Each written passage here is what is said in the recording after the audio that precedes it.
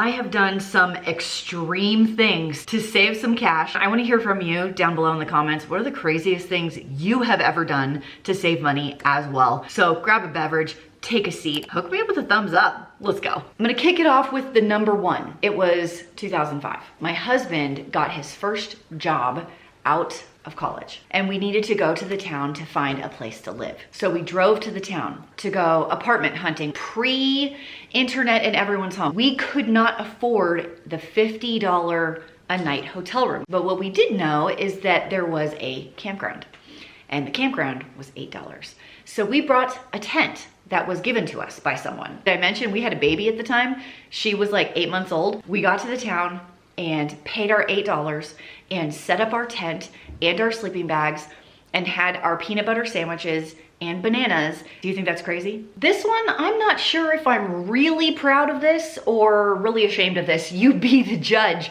When I had multiple toddler-aged children, I was part of a weekly play group. We had a schedule and we would go to people's community pools and we would go to parks. And in the winter time, we would meet at a McDonald's play place. So indoor park, the kids could play on the play place and all the other moms would buy like McDonald's Happy Meals and McFlurries and those fries and the Diet Coke. Not this girl. I did not have the money for a $5 Happy Meal. This is before smartphones, before the app where you could save all the money. Instead, I packed peanut butter and sandwiches and crackers and bottles of water. And my kids played and they ate their sandwiches and they didn't care and I didn't spend a dime. And I don't know what the McDonald's employees thought about it. I don't even know if they noticed.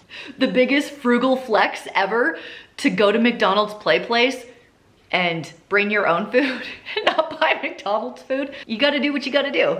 Number three, I didn't get my first smartphone until I was 31 years old. It was a whole new time of technology. This is still very new in the parenting era of smartphones. Do you give your kids a phone? All the pay phones are gone. Like, how do they contact you when they're at stuff? And I felt very strongly about not giving my kids phones for multiple reasons. If you haven't read the book, The Anxious Generation, it just came out and it talks about all the dangers of smartphones and social media to the younger generation as they've grown up in this technological age. As a parent, I wanted to do the best I could to protect my kids, so I just didn't give them phones. But it was really hard. We got my 14-year-old a Gab phone about a year ago. When Gab reached out to me to partner with them on a video, I could not say yes fast enough because this is a product I already use. They make smartphone lookalikes and like smart watches for kids so the parents can be confident in the content their kids are consuming and also who they might be talking to as well. Gab is the leader in safe smartphones and watches for kids, teens, and tweens. With no social media apps, no internet browser, and GPS tracking, Gab phones and watches were built from the ground up specifically for kids and teens to help you feel connected to them in a safe way. And the most important part, Gab phones and watches are the tech that the kids want. They want phones that look like this and not the other kind of phone, you know, the flip phone, the dumb phone. And if you have a younger kid, 10, 11, 12, 13, you don't want to give them a phone. This is the Gab Watch 3, so they can call and text mom and dad directly from their wrist. There's unlimited talk and text, a clean music streaming app, and they even have over 100 third-party apps that can be installed at the parent's discretion. And I'm much more confident in being able to manage the apps that he's on. I can see how much time he's spending on it. Right now, limited time only, Gab's gonna give you $25 off the device that you want. You can do the phone, you can do the watch. That's $25 off any device to new customers with no contract required. Can I get an amen? All you have to do is go to gab.com/FFM. It's the first link in the doobly-doo below. Huge thanks to Gab Wireless. Let's get back to the rest of the video. Mom, if you're watching this video, don't watch this next part. When I was first married and we were building our first house, my mom lived about 45 minutes from us. And we actually lived with her while our house was being built. After we built the house and we moved into the house, I would still come back and visit my mom and raid the pantry. Finances were tight. My friends, I spent every dime on that down payment of the house. In order to like offset some of my expenses, I totally padded my grocery budget, which was like $20 a week at the time, with my mom's pantry. She grew up with like post Great Depression parents. And so she was used to like a lot of food in the house. So I figured she wouldn't notice. Yeah, she noticed. She noticed and she was like, I can give you food, but it would be nice if you asked. And that was a big lesson for me to be like, oh, maybe I shouldn't just take things without asking, even though it's like my mom and I've always taken food before. There's a transition there when you transition into an adult. Do I do it now? Of course I do.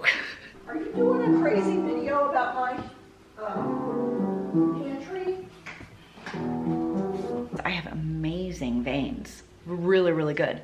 When nurses see my veins to draw blood, they get very, very excited. I'm ready to work. I'm excited. I donated plasma for grocery money when I needed an oil change on my car to pay for my kids to play soccer all the way up until I was 34 years old. In fact, I was just talking to a friend of mine about this because he was telling me how he's donating plasma. He's 50. And I was like, oh my gosh, you still donate plasma? And he's like, yeah, how do you think about this bike? This is my plasma bike. I'm just saying, donating plasma is a really easy, quick way to make a couple extra bucks. When we first moved to Idaho 10 years ago, my husband took a massive pay cut to come here. As it was tight, I mentioned the plasma. We had $25 to $30 a week for groceries, and that's for a family of 6. I started stalking the Facebook local pages because there are some really good gardeners in my area. The people who have like an acre or 2 acres, and they just love to garden and then they have too much. And people would post on there all the time, I have too many onions. Please take as many as you can pick. I grew too many cucumbers. I have 150 cucumbers. Please come get them. There's this one lady, she has like 11 acres and she has like apricot trees and gooseberry bushes and rhubarb, and she planted a half an acre of green beans. And she was like, my family's tired of green beans. Take whatever you can pick. It's free. Just get out of my yard. My neighbor down the street has a sour cherry tree, like pie cherries, the really sour ones. She's like, it came with the house. I don't want them. Come pick them. Oh my gosh, you guys, did we go forage for free produce for years? Years and years and years. And I learned how to make fruit leather, and I learned how to can, and I learned how to freeze all of it, and I learned what the heck you do with gooseberries. Fantastic jam, by the way, because I was doing everything I could to feed my family on basically nothing and plasma money. And that would have never worked if the other people hadn't been so generous and that we didn't have such easy access to the internet. But I'm telling you, people like that exist. Some might think this one's crazy. I don't, but we do eat expired food in my house. I did a whole video on it. It's this one. I'll leave it below if you want to go check that one out, where I just made like expired food and cooked it for my family.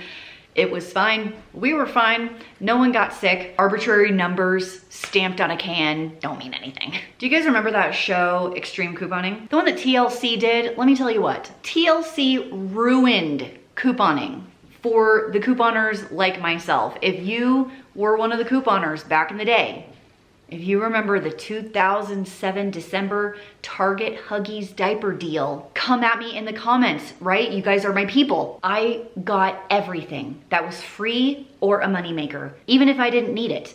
Do you remember those glucose monitors from CVS? They just give them away for free and then give you extra care bucks on top of that. I used the extra care bucks to buy Christmas presents for my family. We did an entire CVS Christmas one Christmas from those glucose monitors. And then I had a garage sale and sold all of my excess inventory. Nothing expired, nothing opened. Made $1,000 and used that to pay off our student loans. And when I say our, I mean Dave's, because I didn't have any. So what I brought to the marriage, a savings account. Something that I always used to do that you could probably do now is if you write an email to a company that you like, let's say it's Kashi or Huggies, and you just say, hey, I just want to let you know I really love your products. Thanks for being awesome. They will send you coupons. Every time I did it with Huggies, they would send me like 5 free boxes coupons, and then like a bunch of free wipes coupons. I did it with Kashi a bunch, and they sent me like a ton of free products coupons. Free item hack for you. If you want to send a few emails, you probably get some free product. Now, I don't think this one's crazy either. I dressed my kids like 100% in Old Navy clearance and garage sale clothes. You go to like a really nice neighborhood where they would do multi-family garage sales. My daughter was really into Twinkle Toes shoes. Do you remember that? Am I aging her right now? But when she was about 5, she wanted the Twinkle Toes shoes because all her friends had the Twinkle Toes shoes and they were like $30 or $40 and I couldn't afford it. We went to this garage sale. I found the Twinkle Toe shoes, $2. $2. Why would I spend $40 on a pair of shoes when I can get the same pair of shoes for $2? I believe it's great for kids to have some skin in the game when they play sports. When my daughter Haley played club volleyball, the fees when she was about 13 or 14, it was about $800 for the season to play. Like if you just gasp in your chair, I'm gasping with you. But I wanted her to have opportunity, and what was great is the league did fundraisers in the form of selling boxes of potatoes. She had to sell 50-pound boxes of potatoes. That is how my kids were able to play club sports. It's a win-win-win. The kids need some skin in the game. If you want to check out that deal from Gab, it's the first link down in the bloop below. What are the craziest things you've ever done to save money? Love to hear it down in the comments. Please keep me entertained today while I fold laundry. Have you subscribed yet? If not, I won't see you in the next video. Subscribing's free, doesn't expire. And if you do that, maybe I'll see you in the next video. Bye-bye.